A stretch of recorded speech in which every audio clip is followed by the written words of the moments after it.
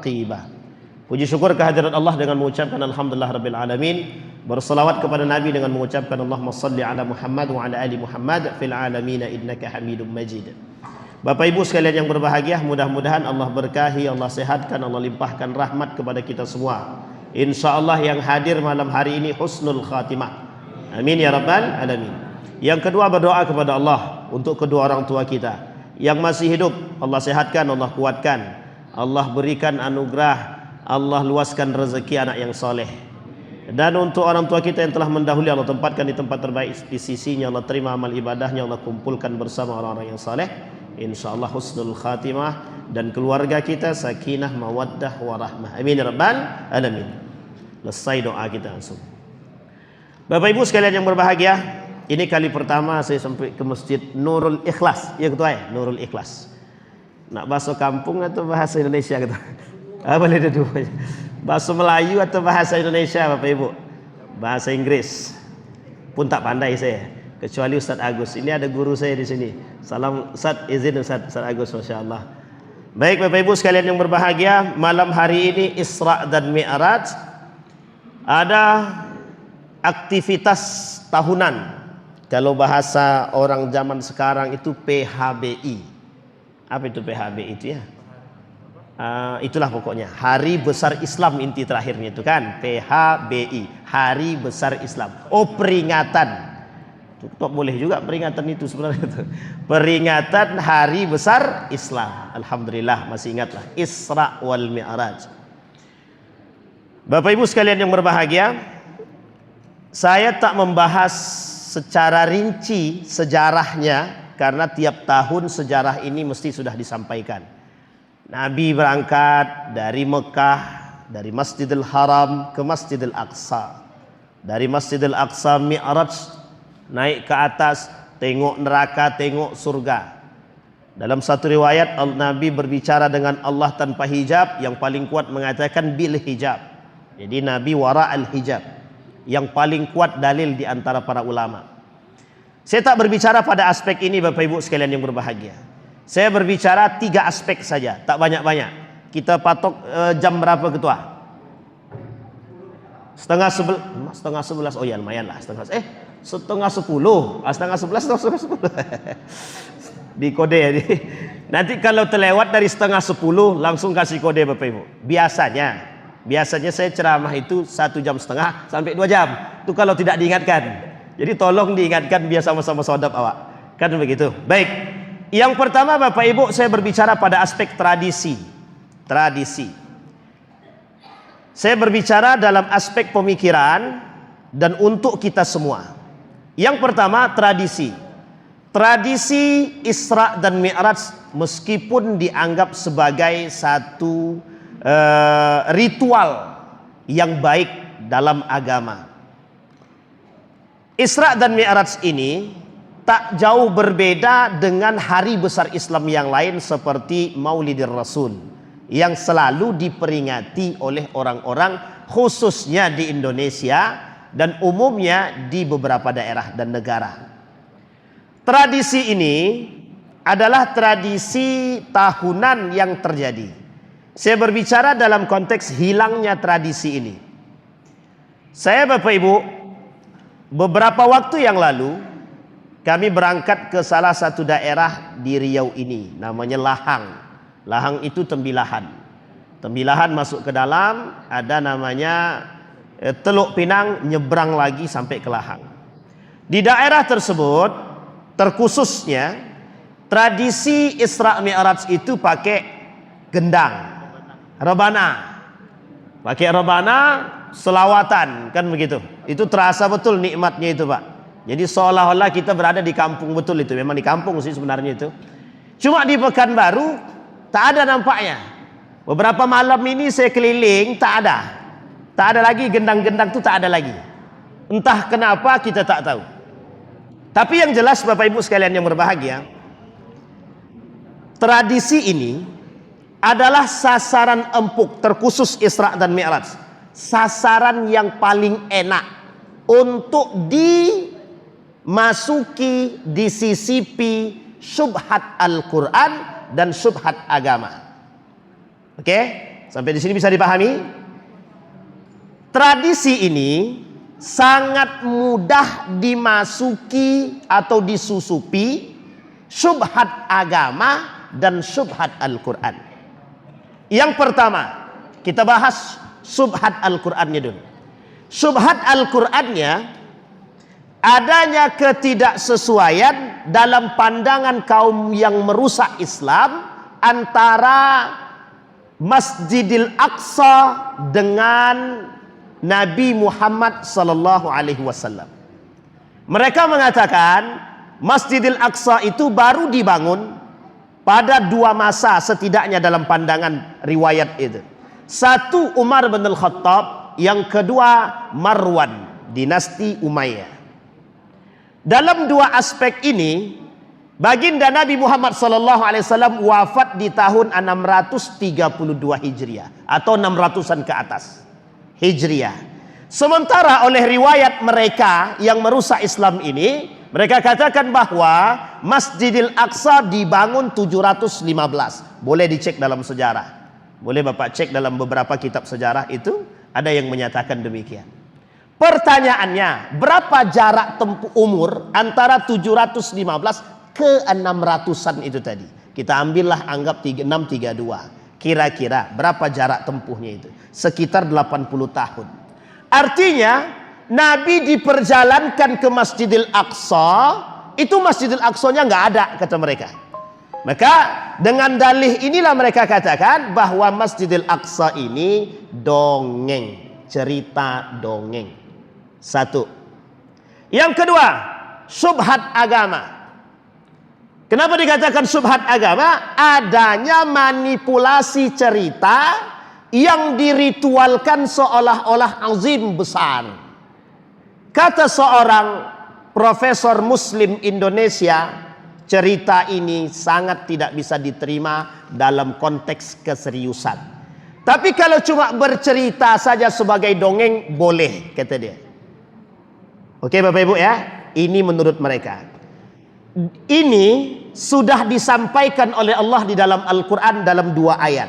Dua kata yang terdapat di beberapa surat. Yang pertama, mereka orang-orang kafir Quraisy mengatakan Nabi Muhammad sallallahu alaihi wasallam sahirun kadzab, penipu pendusta, tukang sihir.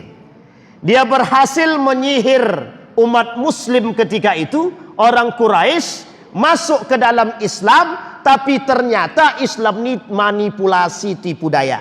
Tipu dayanya siapa? Muhammad. Satu. Maka disebutlah oleh kita hari ini syubhat agama yang dilakukan oleh orientalis. Tenang Bapak Ibu, nanti kita sederhanakan.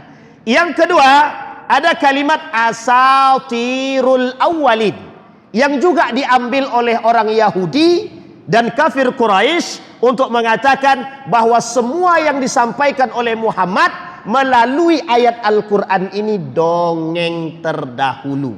Bisa dipahami? Sekarang saya kasih tahu Bapak Ibu, ada kitab yang berbicara tentang Israiliyat, cerita Israel yang hari ini dipahami umat muslim. Kita ambil contoh.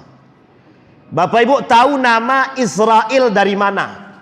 Ada yang tahu nama malaikat Israel dari mana? Siapa orang pertama yang memunculkan kalimat Israel ini?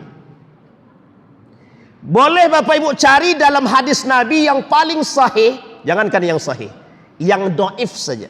Tidak akan Bapak Ibu temukan malaikat yang namanya Israel. Siapa yang tukang buat ini? Israel. Maka cerita ini disebut dengan cerita Israiliyat. Satu.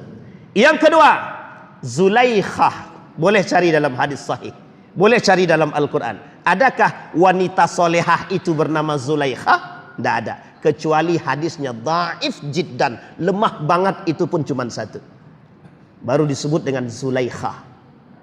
Dipopulerkanlah cerita ini oleh salah satu kitab yang berjudul Israiliyat oleh orang Israel pada saat itu, orang Yahudi lebih tepatnya, dijadikan cerita Israiliyat.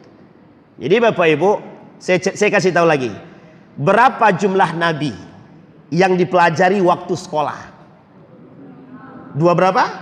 Itulah kesesatan yang nyata. Sangat sesat sekali. Nabi Isa agamanya apa? Nabi Isa agamanya apa? Apa Nabi Isa agamanya apa? Nabi Isa.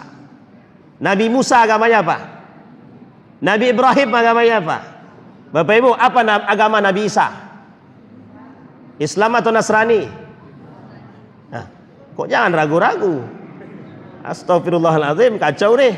Ini penting sejarah, kisah ini penting. Qissatul Anbiya penting. Allah sebutkan dalam Al-Quran itu. Berapa jumlah malaikat Bapak Ibu dalam kitab yang kita pelajari? Jumlah malaikat di sekolah berapa? Malaikat berapa Bu? 10. Itulah kesesatan yang nyata itu. Sekarang kita rujuk kepada hadis yang sahih. Jumlah nabi lebih dari 2000. Jumlah rasul 25. Kenapa 25? Yang disebut dalam Al-Quran. Pernah dengar nama Nabi Syed alaihissalam? Nabi Syed pernah? Nabi Khidir pernah? Itu bagian daripada yang tak masuk dalam pelajaran di sekolah. Dua nabi. Berarti yang salah siapa? Kementerian Agama. Kok Ustaz berani sekali? Yang salah, yang betul-betul. Artinya tolong diperbaiki. Yang punya channel ke sana sampaikan. Yang punya channel. Kalau tak bisa, cukup tidak berkiblat kepada itu, tak ada masalah. Yang penting sampaikan kebenarannya. Malaikat itu jumlahnya ratusan ribu, bukan 10. Kamar mandi itu punya malaikat sendiri. Kamar mandi punya setan sendiri. Malaikat itu setiap tempat ada namanya. Yang menjaga neraka sakar itu, menjaga neraka sakar Allah sebutkan dalam Al-Quran, itu malaikatnya penjaganya 17. Dalam surat Al-Mudaththir ada 17. Apa kata Abu Jahal? Kalau cuma 17, aku ajak ngopi dia. Nah, itu Abu Jahal tuh, kurang ajarnya Abu Jahal. Abu Jahal itu Al-Quran Allah itu ditantang ya Pak, ditantangnya. Apa kata Nabi? 17 penjaga neraka sakar. Kata Abu Jahal, kalau cuma 17 aku ajak ngopi aja. Maksudnya dia diajaknya makan bersama. Ini sudah pernah terjadi, sekarang diulang oleh generasi Gen Z sekarang. Apa kata dia? Aku sedang di neraka. Nggak panas-panas betul, cuma panas juga lah, tapi tak panas-panas betul. Pakai aplikasi AI namanya, Artificial Intelligence. Itu yang tahu Ustaz Agus. Kembali kepada poin tadi. Ini syubhat yang harus kita lawan. Makanya Nabi sekarang ini kalau berkembang pemahaman ketidakpercayaan terhadap Isra dan Mi'raj, itu sebenarnya cikal bakalnya pada masa itu. Pada masa Nabi, siapa yang percaya? Dalam riwayat itu yang percaya siapa? Yang riwayat yang paling kuat cuman satu, Abu Bakrin Siddiq. Itulah promosi keimanan yang terkuat. Apa kata Abu Bakar? Aku sekalipun Nabi Muhammad ini berdusta, aku percaya. Bapak Ibu tahu alasannya apa? Kelak di akhir zaman itu banyak orang yang tak percaya kepada Al-Quran. Siapa di antaranya? Siapa di antaranya? Semoga kita tidak masuk dalam golongan itu. Tapi hampir mayoritas umat muslim hari ini mengenyampingkan Al-Quran. Karena hari kita lebih lama bersama dunia ketimbang Al-Quran. Akui atau tidak akui, nyata atau tidak nyata, itulah faktanya sekarang. Berapa lama kau dengan Al-Quran? 24 jam. Berapa lama dengan Al-Quran? 1 jam. Oh, itu udah paling lama sekali itu. Udah paling lama itu. 1 jam itu. 1 jam dikurangi 24, salah, 24 kurangi 1, 23. 23 jam sisanya. Ngapain? Tidur. Anggaplah tidur itu 8 jam. 23 kurang 8 jadi berapa? Cepat mikirnya. 15. Kalau tak salah. Betul ya Ustaz Agus ya? 15 jam. Anggaplah untuk kerja 8 jam. Berarti 15 kurang 8 tersisa 7 jam. Sekarang 7 jam tuh ngapain? Main HP, game online, judi online, pinjaman online, scroll TikTok. Lebih tahu pula dia lagi dari awak. TikTok, Instagram, Facebook. Lebih banyak masa kita di situ daripada dengan pertanyaannya adalah itu baru sifatnya baca. Sekarang saya tanya, ibu-ibu yang baca Quran ngerti, paham yang dibaca? Paham enggak yang dibaca? Enggak paham berarti kita baru baca. Belum kita bertadarus baru membaca 1 jam. Itu pun dibagi-bagi. 1 jam bagi 5. Jadi berapa tuh? Ya berarti sekitar berapa menit lah dalam setiap solat itu. Setelah solat baca. Paling berapa menit kalau kita mau ambil? Kita ambillah misalkan 20 kali 100 jam. 100 menit. Sudah lebih lah 1 jam 30 menit. Kan lumayan. 1 jam 40 menit. Sudah lumayan itu. Tapi Bapak Ibu kenyataannya tidak begitu. Kita lebih sering dengan HP daripada dengan Al-Quran. Itu baru pada aspek membaca. Belum pada aspek yang lain. Sementara yang dituntut oleh Allah dalam Al-Quran itu setiap umat mukmin itu bertadabbur. Bukan membaca saja. Sekarang pertanyaannya, siapa di antara kita yang menjadikan Al-Quran landasan kehidupan? Siapa di antara kita yang dia jadi suami kembali kepada Quran, yang dia jadi istri kembali kepada Quran, yang dia mendidik anaknya kembali kepada Quran? Hampir sedikit dari jumlah orang beriman. Bisa dipahami Bapak Ibu?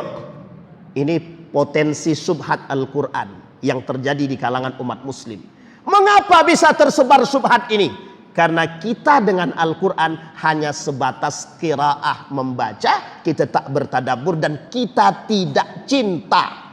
Jadi kalau ditanya cinta tidak terhadap Quran, cinta, mana buktinya? Mana landasan hidupnya? Akankah kita kembali kepada Quran? Inilah kata Nabi salah satu alasan yang Nabi sampaikan dalam hadisnya, la yabqal Quran illa rasmuh. Tak tersisa Al-Quran kecuali tinggal tulisan. Bahkan Nabi mengatakan di akhir zaman itu, kata Nabi, umat muslim lebih memilih dunia ketimbang Al-Quran sebagai pedoman hidupnya. Bisa kita buktikan, lebih banyak anak hari ini cinta dengan novel ketika dengan Al-Quran. Baca Quran 2 menit, 3 menit, 5 menit langsung ngantuk. Baca novel, 1 novel habis seketika, tahan tak tidur malam. Ini perbedaan. Jadi kalau kita mengatakan living by the Quran, nonsense, tidak ada, tak ada. Siapa mereka yang cinta kepada Quran tersebut? Man amana billahi wal yaumil akhir, yang beriman kepada Allah dan hari akhir. Pertanyaannya, betulkah kita mencintai Al-Quran? Titik. Kita cut sampai di sini dulu. Ini subhat Al-Quran. Sekarang poin kedua, kita berbicara tentang masjid. Nanti baru kita cocokologikan. Sekarang kita kembali kepada masjid. Simbol dalam perjalanan baginda Nabi Isra dan Mi'raj, Masjidil Haram, Masjidil Aqsa, masjid. Betul ya Bapak Ibu ya, masjid.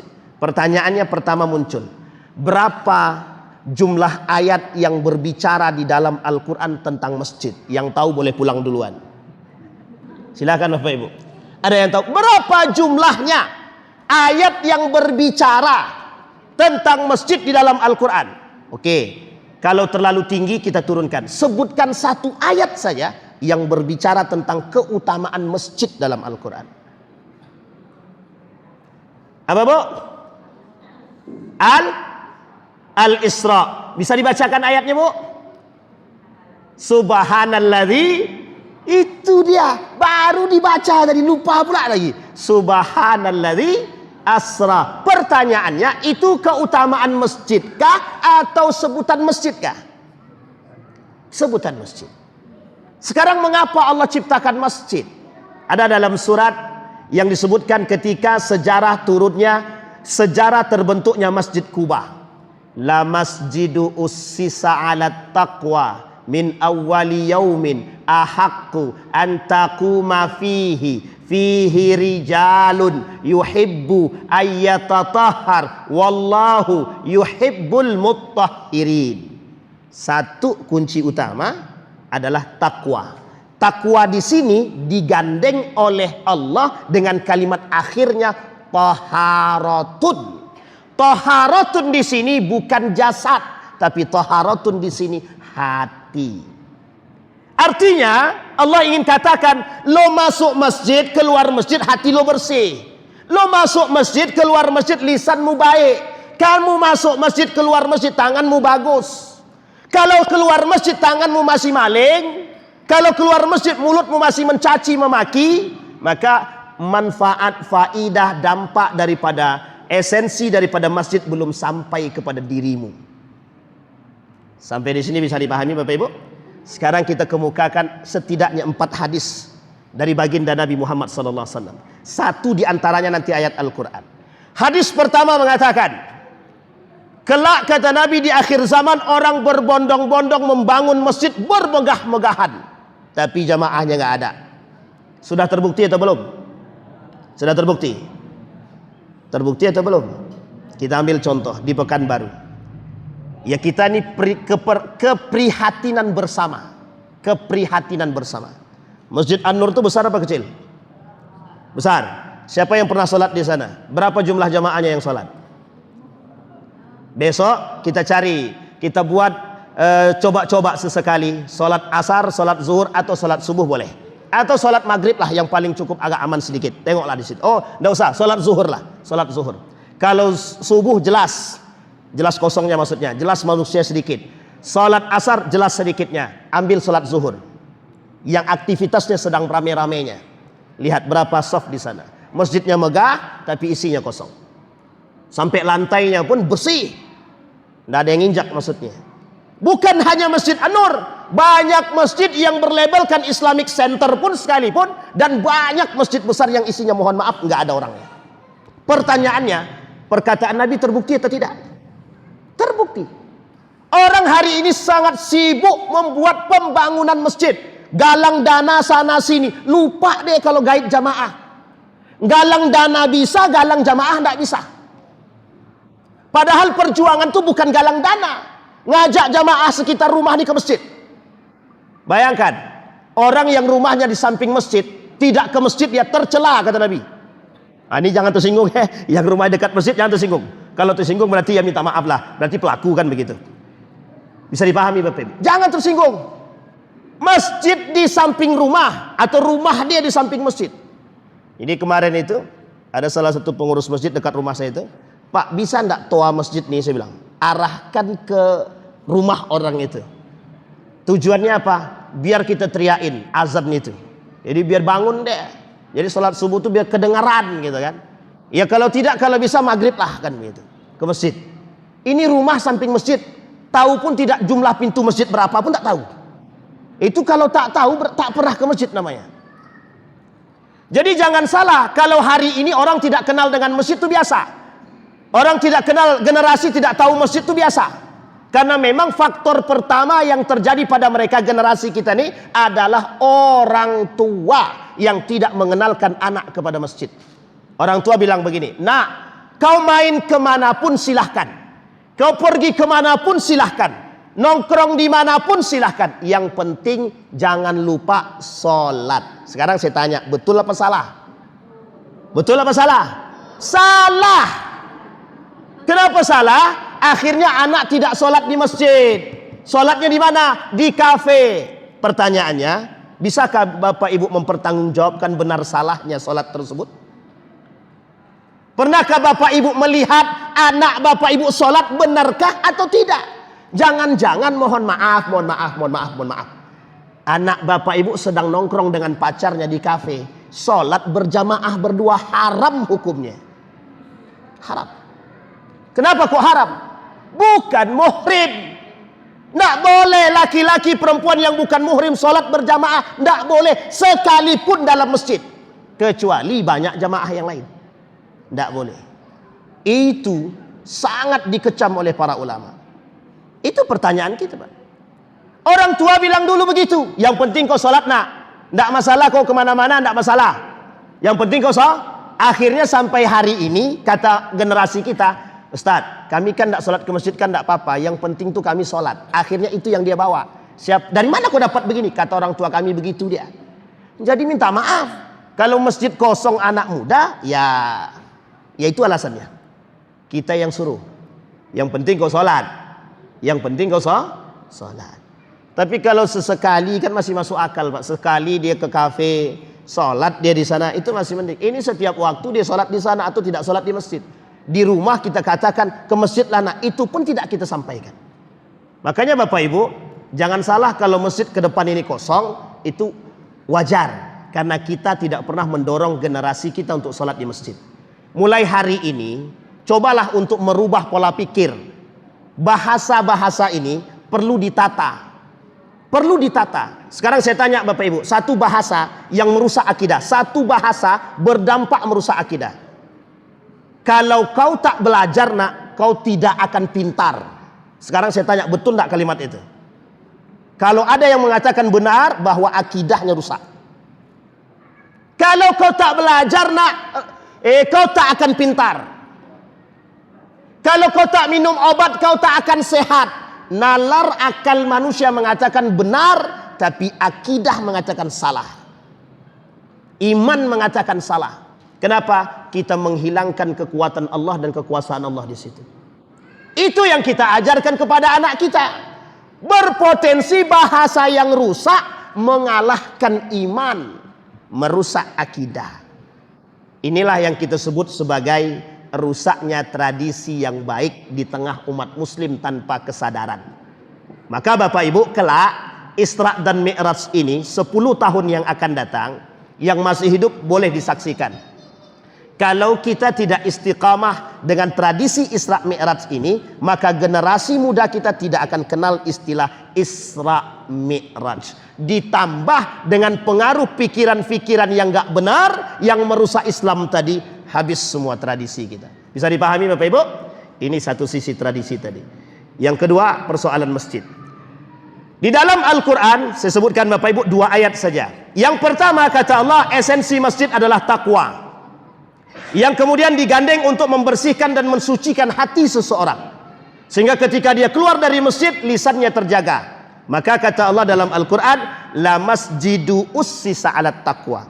Benar-benar orang yang masuk ke dalam masjid, dasarnya adalah keluar dia bertakwa kepada Allah. Yang kedua, innama ya'muru masajidallah man amana billahi wal yaumil akhir wa aqamus salah wa ataz zakah wa lam yakhsha illallah. Kalimat ini kita pretelin satu-satu. Orang yang bisa memakmurkan masjid yang beriman kepada Allah dan hari akhir. Yang kedua, mendirikan salat, membayar zakat, tidak takut kecuali kepada Allah. Saya dapatkan langsung di depan mata saya sendiri. Satu ketika kami sedang berwudu. Sedang wudhu nih, mau masuk masjid. Ada bapak-bapak berpakaian. Pokoknya pakaiannya rapi, warnanya warna coklat-coklat gitulah. Artinya baju dinas gitu maksud saya. Ini sedang mau sholat nih. Azan sudah, mau masuk masjid.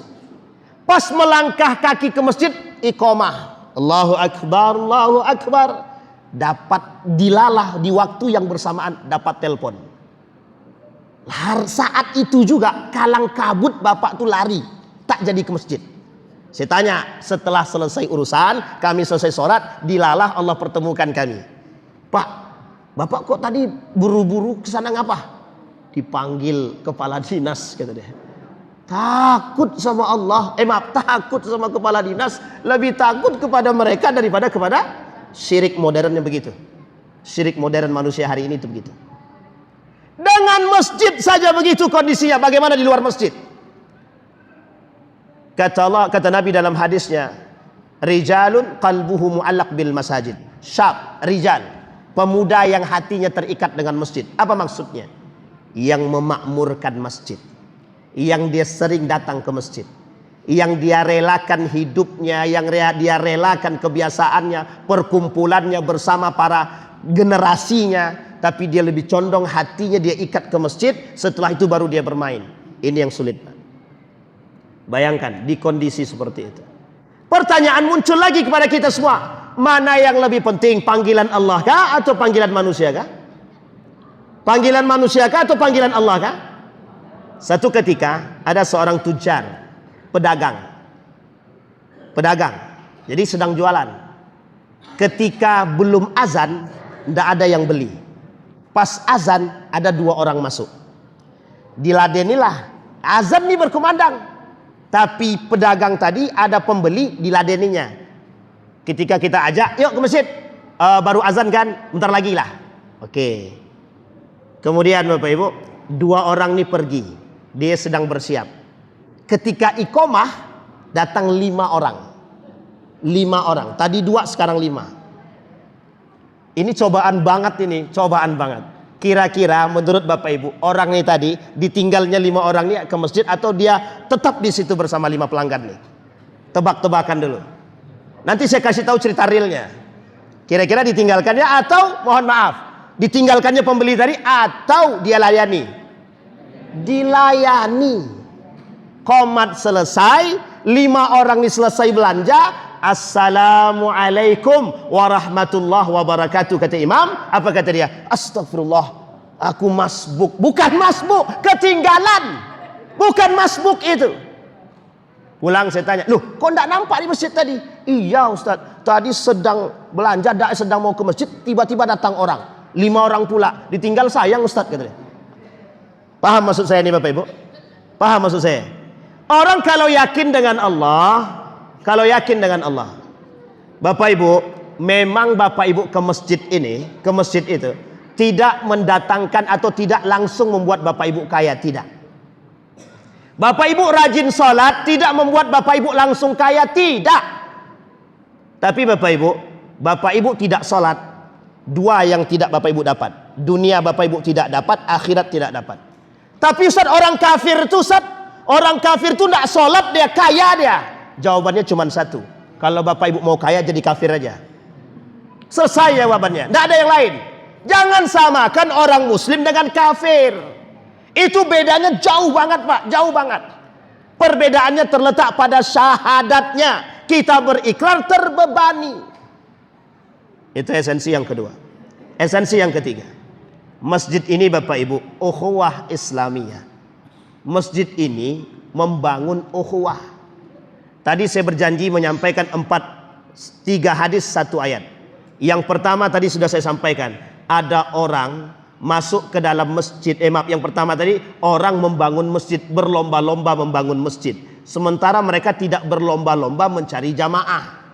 Itu yang pertama. Hadis yang kedua, orang masuk masjid tidak sholat di dalamnya, tapi mereka membanggakan diri mereka. Yang ketiga, orang masuk ke dalam masjid, mereka bermegah-megahan, kata Nabi. La taqumus sa'ah hatta tara yadkhulunal masajid wa la yusalli fihi bal yatabaha fihi. Mereka masuk ke dalam masjid tapi mereka tidak sholat. Mereka membanggakan diri, mereka saling menyombongkan diri, mereka saling mengaku-akukan diri mereka. Bahkan yang paling ekstrim kata Nabi, orang masuk masjid berantem. Orang masuk masjid rebutan. Kekuasaan, jabatan, kursi. Bisa dipahami Bapak Ibu. Bahkan dalam masjid ini ada fitnah. Banyak fitnahnya Pak, besar. Apa fitnahnya itu? Saf depan hanya untuk bupati. Ini kalau ada yang buat begitu, itu fitnahnya terjadi berarti. Saf depan hanya untuk menunggu gubernur. Ntar Ustaz, gubernur Riau sudah jalan mau ke sini. Setengah jam ditunggu, qomat belum terjadi. Gara-gara menunggu gubernur, kita harus mengakhirkan sholat. Bayangkan Bapak Ibu, jangan buat kasta di dalam masjid. Di masjid tidak ada kasta, tidak ada ras. Yang berhak masuk ke dalam masjid ini, yang hati dia terikat dengan masjid, yang beriman kepada Allah dan hari akhir. Itu yang memakmurkan masjid. Yang makmur di sini bukan ramai, menghidupkan. Bagaimana cara menghidupkan masjid? 1, zakatnya jalan. Wa aqamus shalah, salatnya jalan. Wa atuz zakah, zakatnya jalan. Sosialnya oke, hablum minan nasnya oke. Hablum minallah oke, hablum minan nasnya jalan. Hidup masjid Pak, hidup. Makanya ada istilah masjid ismuhu Yahya, masjid sejuta pemuda, dibuatnya kafe sekeliling masjid itu. Banyak anak muda itu. Wifi datang, dikontrol tapi dibuat kontrolnya. Wifi ada tapi dibatasi sama dia. Bahkan ada masjid yang memang khusus untuk melayani. Ada masjid yang kalau ada musafir datang disediakan tempat, disediakan kopi. Ini tidak, masjid dikunci. Yang mau masuk siapa? Ya siapapun yang mau sholat, pas waktu sholat baru kami buka, Ustaz. Alasannya adalah banyak kotak infak hilang. Okelah kalau begitu. Kalau bisa, kalau memang alasannya kotak infak hilang, sebaiknya kotak infaknya jangan taruh di situ. Dijalankan aja ketika sholat atau selesai sholat, dijalankan. Atau diminta pakai kris itu. Selesai solusi. Masjid tak usah dikunci. Banyak orang gila masuk, Ustaz. Biarkan orang gila itu masuk. Siapa tahu dia mau sholat. Biarkan Bapak Ibu. Kita ini mohon maaf Pak, alergi, kita takut kita. Zaman Nabi itu tidak ada kunci masjid. Iya Ustaz, semuanya pada masa Nabi beriman. Oke lah. Pada masa Umar bin Khattab, pada masa Marwan, pada masa Harun ar-Rasyid, tak ada satupun masjid dikunci. Baru kita temukan di abad sekarang 20, 21, maaf 19, 20 baru kita temukan, pertama kali saya temukan masjid dikunci di Jakarta. Jadi susah kita nak sholat. Bapak Ibu, sekarang sudah tidak trennya masjid dikunci, sudah nggak trennya. Masjid itu digunakan untuk orang-orang bukan hanya sekedar mendekatkan diri kepada Allah, tapi Bapak Ibu simbol ukhuwahnya jelas di sini. Di mana di dalam masjid kapan sholat berjamaah. Sekarang kita bahas sholat berjamaah. Imam Az-Zahabi dalam kitabnya Al-Kabair mengatakan sholat jamaah itu merujuk kepada pemahaman Syafi'iyah bahwa hukum sholat berjamaah khusus bagi laki-laki hampir sama derajatnya dengan wajib, hampir mendekati wajib. Artinya Syafi'i mengecam perbuatan orang-orang yang tidak sholat di masjid. Hadis pertama, seorang yang buta. Kata orang buta tadi, ya Rasulullah, mungkin tidak aku dapat rukhsah karena aku tidak bisa melihat jalan. Kata Nabi, boleh, tidak ada masalah. Baliklah pemuda tadi, yang buta tadi, orang yang buta tadi, langsung mau arah ke rumahnya. Di tengah jalan, Nabi panggil, hai fulan ibn fulan, kata Nabi. Kemudian dengarlah laki-laki yang buta tadi berpalingnya. Ya Rasulullah, apakah kau mendengar suara azan? Dijawab sama pemuda tadi, dengar, datang ke masjid. Itu buta. Ini bukan buta Pak, mohon maaf, sehat semuanya. Rumahnya samping masjid, berat kakinya ke masjid. Kira-kira lebih tercela mana kira-kira itu? Sampai Imam Zahabi mengatakan, sangat tercela sekali kata Imam Az-Zahabi, orang yang rumahnya samping masjid tapi tidak sholat di masjid. Meskipun, ini kita jujur dalam urusan fikih ya. Tadi etik, sekarang fikih. Kita bicara jujur. Meskipun di dalam hukum sholat berjamaah sebagian ulama yang lain mengatakan sunnah, tapi Syafi'i bilang itu sangat tercela orang yang sholatnya di rumah. Bahkan ada dalil yang mengatakan meskipun hadis ini dhaif, dia kata orang yang sholatnya di rumah sementara rumahnya dekat, orang yang sholatnya di rumah tidak ke masjid sementara rumahnya dekat masjid, tidak sah sholatnya meskipun hadis ini dhaif. Artinya dua hadis ini berbicara ancaman bagi orang yang sholatnya di rumah, khusus bagi laki-laki. Sekarang bagi perempuan, Ustadz, ada dalil yang mengatakan sebaik-baiknya sholat perempuan itu di rumah, bukan di masjid. Ketika itu belum ada lampu, ketika itu banyak yang disebut dengan maling, pemerkosa. Datang seorang perempuan kepada Nabi, Nabi sampaikan, kata Nabi, sebaiknya perempuan sholatnya di rumah. Itu kondisinya, sebab turunnya hadis tersebut.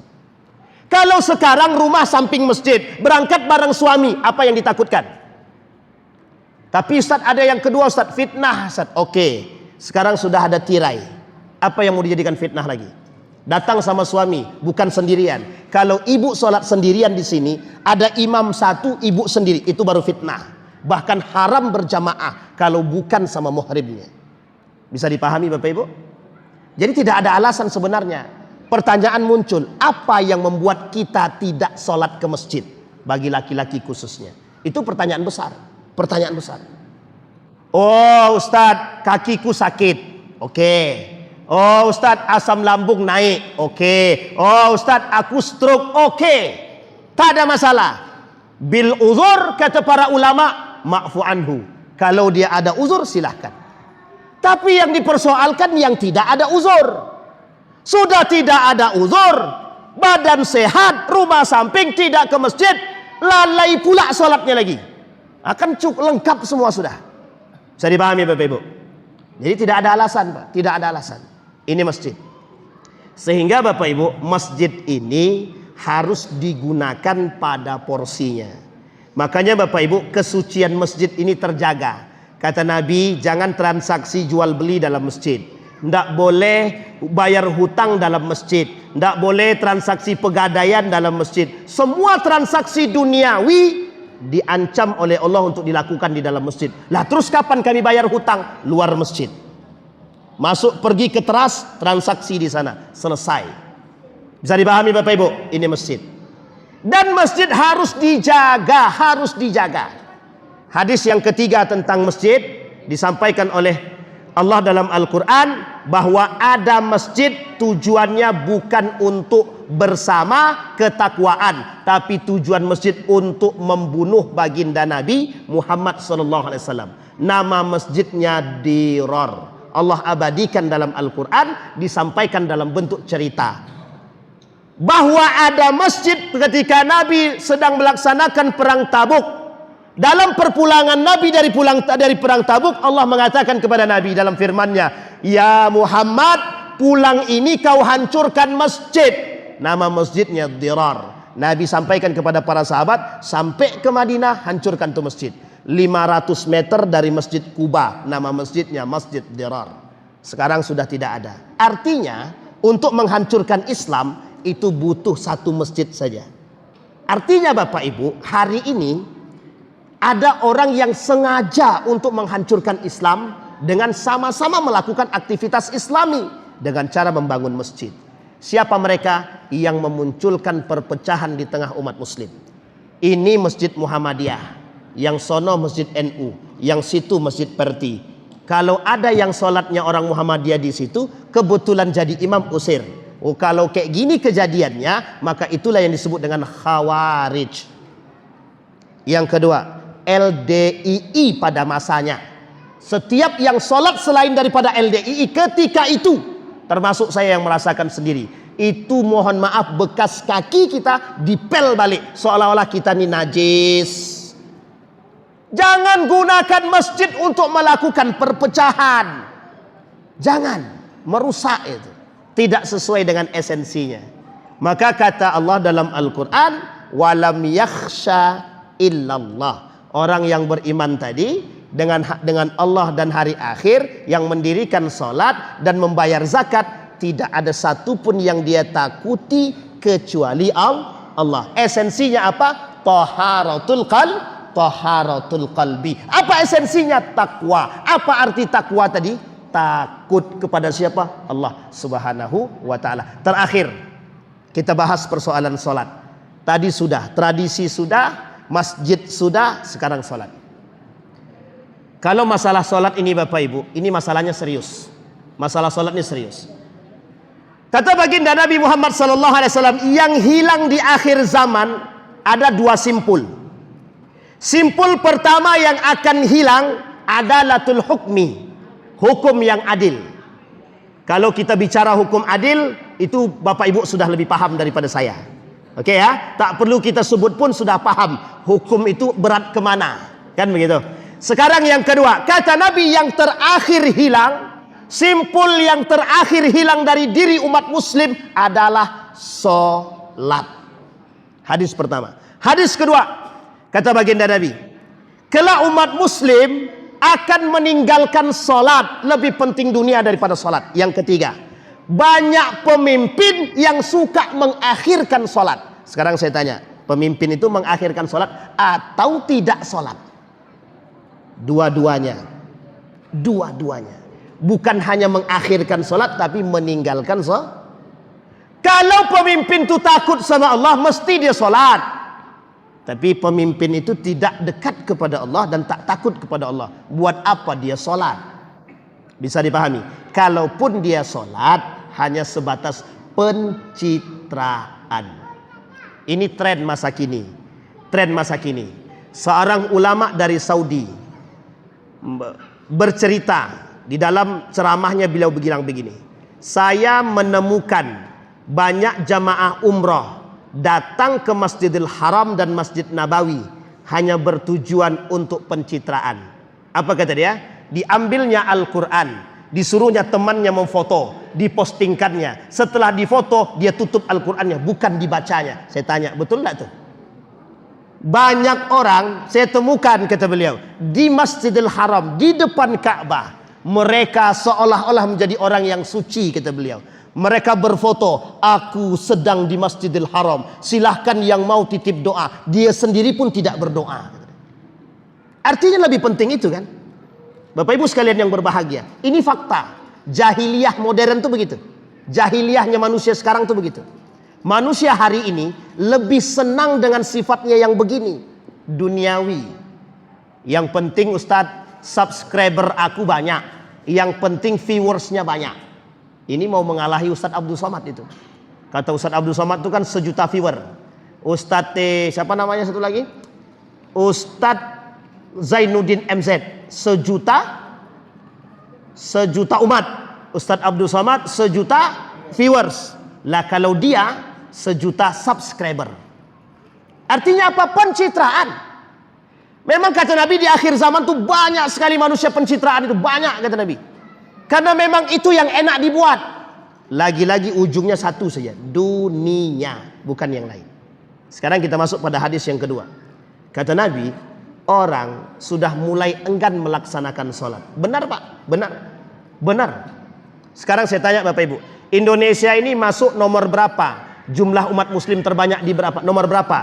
Nomor 1. Dalam data itu Indonesia jumlah muslim terbanyak nomor 1 di dunia. Sekarang kita lihat, sebanyak umat muslim ini berapa jumlah mukminnya? Dari jumlah mukmin ini berapa yang sholat di masjid? Dari yang sholat di masjid ini berapa yang khusyuk? Berapa yang khusyuk? Seorang Profesor Dr. Haji Yunahar Ilyas ditanya dalam diskusinya dengan seorang profesor dari Inggris, beliau bilang begini, di Indonesia aku melihat umat muslim banyak, tapi aku tidak melihat Islam. Di Inggris aku melihat Islam, tapi aku tidak melihat muslim. Ini sebenarnya bahasanya sederhana maknanya, umat muslim tidak sejalan dengan nilai-nilai Islam. Tapi di Inggris nilai Islam ada, umat muslimnya yang nggak ada, sedikit. Yang kedua, ditanya sama beliau, berapa jumlah muslimnya? Banyak. Berapa yang sholat di masjid? Sedikit.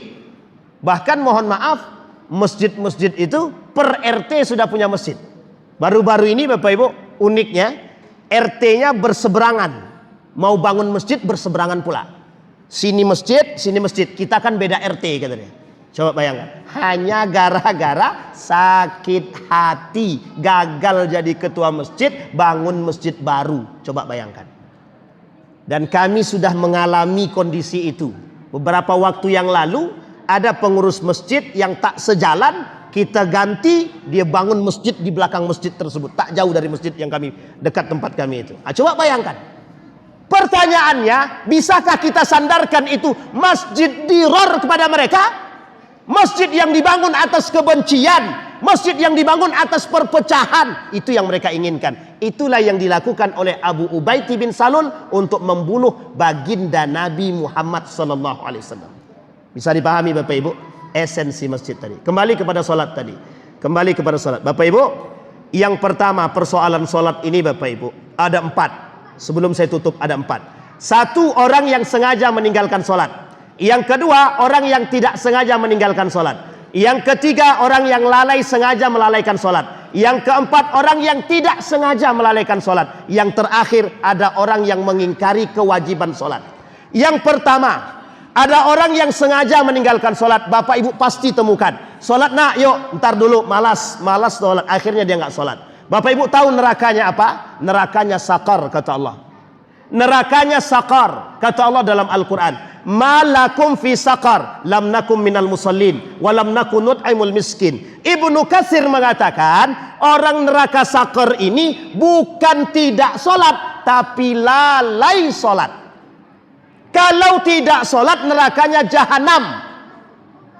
Jadi tidak ada yang takut dengan neraka jahanam sekarang itu. Tidak ada yang takut. Karena nampak kita lebih banyak orang yang sengaja meninggalkan sholat ketimbang sadar dengan sholat. Pertanyaannya, mana dampak Isra Mi'rajnya? Dampak Isra Mi'rajnya adalah pulang ke rumah badan kenyang, kita malas. Kenapa? Makan. Saya kasih cerita. Ini fakta. Saya ceritakan di mana-mana tempat saya ceritakan. Ketika sholat Isya jamaah tidak ada, cuman satu sop. Ketika pas acara Isra Mi'raj, karena ada kambingnya, masjid penuh. Masjidnya penuh. Pertanyaannya adalah, kemana yang banyak-banyak ini tadi ketika sholat Isya? Berarti lebih penting makan daripada sholat. Tapi kan yang penting kami ke masjid, Ustaz, oke lah. Masih ada dimaklumkan sedikit daripada dia ke kafe, daripada ke bar, daripada ke mall. Yang pertama, maka jangan coba-coba tinggalkan sholat. Orang tua yang lihat anaknya tidak sholat, tidak khawatir orang tua itu tidak punya iman. Tidak usah Bapak Ibu tersinggung. Ini untuk kita semua. Yang tidak menegur anaknya dengan tegas ketika meninggalkan sholat, orang tuanya tidak punya iman. Yang kedua, ada orang yang tidak sengaja meninggalkan sholat. Rufi al-qalam. 3, bayi sampai dia balik, lupa sampai dia sadar atau gila. Kemudian 4, yang ketiga, tidur sampai dia terbangun. Ini dimaklumi. Tidak berdosa, tapi dimaklumi. Tapi tetap salah. Ada orang bangun jam 8 pagi. Salahkah? Salah. Baru terbangun, alarm sudah hidup, tapi dia baru terbangun. Salahkah? Salah. Kalau dia baru sholat subuh, salah. Berdosakah? Tidak. Tidak berdosa. Kecuali dia sengaja, alarm dengar, tapi dia tak bangun, sholat dia jam 8. Salahkah? Salah. Berdosakah? Berdosa. Maka rufi al-qalam. Ini yang kedua. Yang ketiga, ada orang yang melalaikan sholat sengaja. Bagaimana standar melalaikan sholat ini? Yang pertama, yang paling dikecam oleh Nabi, masuk dalam tataran orang munafik. Sholatul munafiqin fi akhiril wakti. Sholatnya orang munafik di akhir waktu. Jadi kalau ada orang, siapapun di antara kita yang suka melalaikan sholat, mengakhirkan sholat, setengah jam sebelum zuhur baru sholat, boro-boro setengah jam Ustaz, 5 menit sebelum asar baru sholat zuhur, itu bukan munafik lagi, itu lebih parah daripada munafik.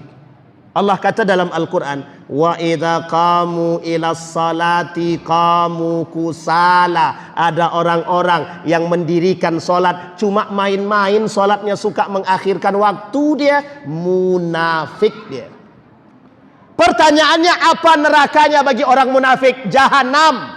Innallaha jami'al munafiqin wal kafirina fi jahannama jami'an. Kecuali dia tidak sengaja dan bertaubat kepada Allah. Bisa dipahami Bapak Ibu? Itu lalai. Tapi Ustaz, ada orang yang tidak sengaja melalaikan sholat. Ya, tidak sengaja melalaikan sholat kalau ada uzurnya. Ini dimaklumkan oleh para ulama. Sholat itu ada 2. Sholat tepat waktu dan sholat di waktu yang tepat. Itu 2. Jangan salah paham ya. Sholat tepat waktu dan sholat di waktu yang tepat. Pertanyaannya adalah, jam 2.30 masih ada waktu zuhur? Masih. Pertanyaannya, mepet atau tidak mepet? Sangat mepet sekali.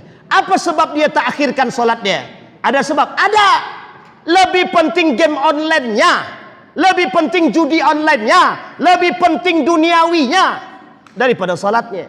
Pertanyaannya, bagaimana Allah mau mengasihi kita? Kita saja tak pernah takut dengan Allah.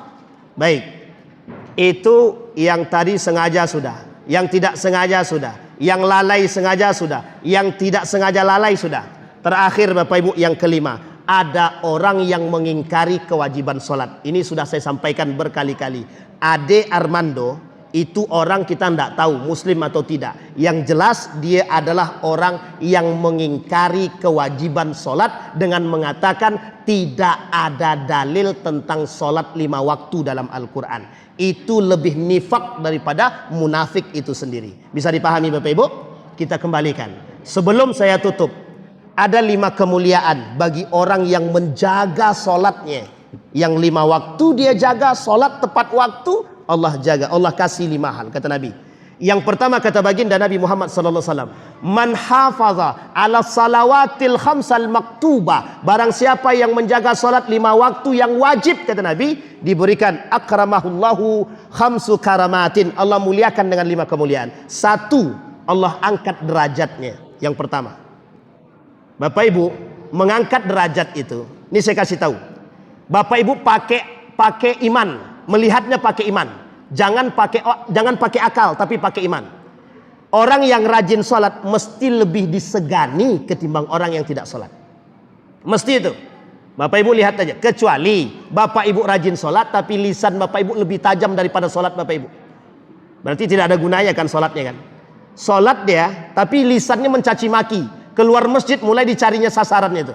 Dicaci-cacinya orang. Itu tak akan dapat kemuliaan. Yang dimaksud yang dengan iman. Oke? Baik, kita lihat. Yang pertama, diangkat derajatnya. Salatnya benar, wuduknya benar, salatnya benar. Insya Allah mendapatkan keberkahan tadi. Yang kedua, orang yang rajin salatnya 5 waktu, Allah kasih solusi dalam setiap masalah. Allah kasih. Kata Nabi, rafa'a min daiqi masyaqqatihi. Allah angkat masalahnya, Allah berikan solusi. Solusi yang paling baik bagi orang yang bermasalah adalah hati yang tenang dalam menghadapi masalah. Kalau Bapak Ibu punya masalah hutang, dikasih duit untuk melunasi hutang, selesai tidak masalahnya? Selesai ya? Tapi hati Bapak Ibu tidak diberikan ketenangan. Bapak Ibu pilih mana? Hutang selesai, hati tidak tenang, atau hati tenang, hutang belum selesai? Pilih mana? Jangan cari yang ketiga. Mesti pilihnya yang ketiga. Kalau bisa hutang selesai, hati tenang Ustaz. Ya mesti itu. Itu kita juga manusiawi, nuraninya begitu memang. Fitrahnya begitu. Kita kembalikan Bapak Ibu. Kata Allah kata Nabi yang kedua tadi, orang yang rajin sholat, Allah kasih solusi. Setidaknya, solusi yang diberikan itu adalah yang pertama, hati dia senang. Hati dia tenang menghadapi masalah tadi. Makanya Bapak Ibu kata para ulama, kalau Anda punya masalah, laksanakan sholat 2 rakaat. Ada 2 sholat. 1 sholat sunnah mutlak atau sholat sunnah taubat. Ini kunci. Jangan kalau punya masalah itu datangnya kepada manusia. Ketika anak tidak bisa masuk tenaga honor, datang ke anggota dewan. Bang, kau kan anggota dewan, aku pilih kau dulu, tolong masukkan anakku kerja dulu. Setelah tak jadi masuk, ngamuk dia, percuma aku pilih kau bang. Akhirnya apa? Kita kesal sama manusia.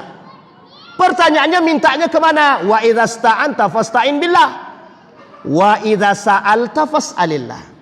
Baik, yang ketiga, orang yang rajin salat, Allah angkat derajatnya sudah, Allah lepaskan masalahnya sudah. Yang ketiga, Allah jadikan dia umat terbaik.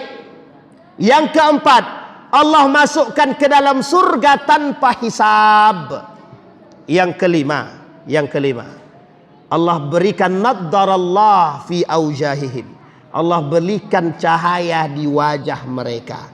Yang terakhir ini Bapak Ibu, itu mungkin bisa kita lihat di wajah orang-orang yang ikhlas salatnya, orang benar wuduknya, benar salatnya, mesti ada ketenangan ketika kita melihat wajahnya. Ya Allah, adem banget wajah bapak nih, maulah jadi suaminya. Maulah jadi istrinya misalkan. Ini Bapak Ibu bisa dilihat oleh orang-orang yang memang memiliki keimanan. Tapi Bapak Ibu, di antara 5 ini Allah juga menggandeng 15 ancaman bagi mereka yang meninggalkan sholat. Tapi saya tak sampaikan semua. 1 di antara 15 itu tadi. Orang yang rumah tangganya berantakan, orang yang rumah tangganya tidak teratur, orang yang rumah tangganya ada anaknya narkoba, ada anaknya penjudi, suaminya selingkuh, istrinya buat onar dan lain sebagainya. Perhatikan 3 hal dalam rumah tangga mereka. Dan tolong dijaga dari 3 ini. Yang pertama, perhatikan sholatnya. Kalau rumah tangga mereka berantakan, tidak akur, tidak baik, tengok sholatnya. Terbagus enggak sholatnya? Ustadz, ada orang tidak sholat sama sekali, tapi mereka bahagia. Di dalam nampak bahagia, di luar nampak bahagia, di dalam kita tidak tahu. Jadi jangan salah Pak, Allah itu tidak akan salah memberikan sesuatu kepada siapapun yang Allah inginkan. Termasuklah tadi, perhatikan sholatnya. Ustadz, sholatnya bagus, tapi rumah tangganya masih berantakan. Tengok bagaimana dia dengan orang tua kandungnya. Orang tua kandungnya dimuliakan, maka tengok yang terakhir. Tengok yang ketiga, yang terakhir. Apa yang terakhir ini Bapak Ibu? Ada yang tahu yang terakhir ini? Makanannya, pendapatannya. Yang paling mudah menggeser dari akhlak yang baik menjadi manusia yang ngelantur, akhlaknya tidak benar, rumah tangganya hancur. Satu saja di antara 3 tadi adalah makanan yang haram. Salatnya benar, tapi tetap mendapatkan kegundahan. Makanannya nggak benar. Sekarang saya tanya, Bapak Ibu, sudah pernahkah Bapak Ibu mencari tahu pendapatan istri ataupun suami, halalkah, haramkah, subhatkah? Tolong sebagai seorang mukmin wajib memperhatikan itu. Maka sebelum kita tutup Bapak Ibu sekalian yang berbahagia, saya memberikan solusi untuk kita semua. Yang pertama, sudah tidak saatnya kita soleh sendiri. Artinya kita harus soleh berjamaah. Yang kedua, yuk sama-sama kita meramaikan masjid dengan sama-sama turun ke rumah-rumah yang mungkin kalau saat ini yang kita kenal. Bro, yuk ke masjid. Nanti ente mati tidak ada yang mau sholatkan. Ya, ke masjid yuk. Tapi jangan pula cepat-cepat. Bro, yuk ke masjid. Ente kalau nggak ke masjid kafir ente. Itu terlalu tinggi, terlalu kenceng, terlalu parah itu. Jangan begitu. Baik-baik Pak. Rame-rame. Kalau rame-rame yang datang ke masjid, ke rumah dia, kira-kira malu nggak dia itu Pak? Mesti dia ke masjid Pak. Iyalah Pak, nanti saya ke masjid. Biarlah, tak masalah Pak. Yang penting dia ke masjid. Yang ketiga, kalau menyuruh anak sholat, jangan lagi gunakan kalimat yang penting dia sholat, tapi pakailah kalimat yang penting dia sholat di masjid. Biar generasi kita ini kenal dengan masjid. Yang keempat, Bapak Ibu sekalian yang berbahagia, perbaiki sholat kita. Perbaiki sholat kita. Yang selamat di akhir zaman itu hanya golongan yang sedikit. Saya berdoa kepada Allah, semoga golongan yang sedikit itu, kita ini termasuk dari golongan yang sedikit yang selamat, kata Allah. Kenapa demikian? Karena semua yang saya sampaikan tadi Bapak Ibu berdasarkan hadis baginda Nabi Muhammad sallallahu alaihi wasallam. Kita khawatir generasi kita tidak takut dengan Allah. Dan terakhir Bapak Ibu sekalian yang berbahagia, yang kelima sebagai penutup, Bapak Ibu yang tidak memberikan pendidikan agama kepada anaknya, pengkhianat kepada Allah dan Rasulnya. Inilah kalimat penutup saya yang paling keras. Bapak Ibu yang tidak memberikan pendidikan agama kepada anaknya, termasuk salat, Al-Quran dan lain sebagainya, pengkhianat di hadapan Allah dan Rasulnya. Jadi kalau tidak mau dipanggil pengkhianat oleh Allah kelak di hari kiamat, berikan pendidikan kepada anak sesuai yang dijanjikan kepada Allah Subhanahu wa ta'ala. Mudah-mudahan apa yang saya sampaikan ini bisa menambah keimanan kita, menambah rasa khawatir dan tingkat ketakutan kita, sehingga kita lebih fokus pada generasi dan perhatian kita terhadap sesama. Mudah-mudahan kita semua termasuk orang-orang yang husnul khatimah. Amin ya rabbal alamin. A'udzu billahi minasyaitonir rajim. Bismillahirrahmanirrahim. Hamdas syakirina hamdan naimin. Hamdan yuwafi ni'amahu wa yukafi'u mazidah. Ya Rabbana lakal hamdu kama yanbaghi لجلال وجهك الكريم وعظيم سلطانك. اللهم فقهنا في الدين وعلمنا التأويل. اللهم اغفر لنا ذنوبنا وذنوب والدينا وارحمهما كما ربيانا صغارا. اللهم انصر من نصر الدين واخذل من خذل المسلمين. اللهم اجعل القرآن العظيم ربيع قلوبنا ونور صدورنا وجلاء أحزاننا وذهاب همومنا وغمومنا. اللهم جنبنا من منكرات الأخلاق وسيئة الخلق. اللهم اجعل أهلنا من أهل القرآن واجعل أهلتنا من أهل القرآن الذين نحن خاصتك وأهلك يا أرحم الراحمين. اللهم اختمنا بالصالحين. اللهم اختمنا بالصالحين. ربنا هب لنا من أزواجنا وذريتنا قرة أعين واجعلنا للمتقين إماما. ربنا ظلمنا أنفسنا وإن لم تغفر لنا وترحمنا لنكونن من الخاسرين. اللهم اغفر لهم وارحمهم وعافهم واعف عنهم وأكرم نزولهم ووسع مدخلهم واجعل الجنة مثواهم. ربنا آتنا في الدنيا حسنة وفي الآخرة حسنة وقنا عذاب النار والحمد لله رب العالمين. السلام عليكم ورحمة الله وبركاته.